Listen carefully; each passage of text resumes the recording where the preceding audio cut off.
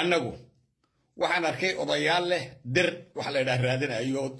buunkii dirka raadinayo afuufaya dir marka la leeyahay waxa loo jeeda waa daarood haddaad maqasho dir iyo waxa la sheegayo waa daarood horta annagu dir ma nihin way nagu soo maalmahan oo dhan waa nagu waashe way nagu soo waxay leedahay dir baan nahay dir waa inay dagaalamaan dir iyo la dagaalamaya waxa cid la dagaalamayo ta kale haddii dir dad wax u taraayo oo dir wax qabanaya uu jiro ciise 6 sanadood buu dagaalamayay 6 years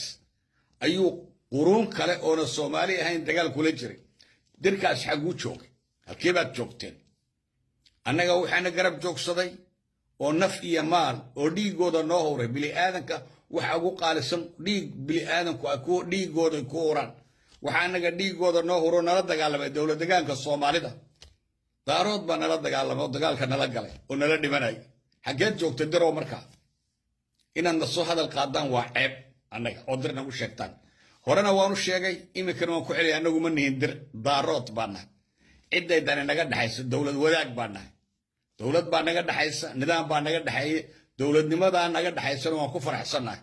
waxa la wixii xaqan ku lahayn waa ka hel waxa la wixii xaqan ku lahayn waa ka hel dawladda deegaanka madaxweyne ku yahay maan ku dhahay yaan ka nahay parliamentary intii aan xaq u lahayn waan haysanaa iyo waliba siyaado dawladda Ethiopia prime minister xigeen baan ka nahay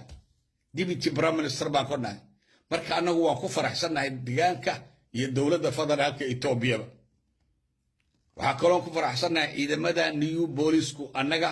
hero baan u aragnaa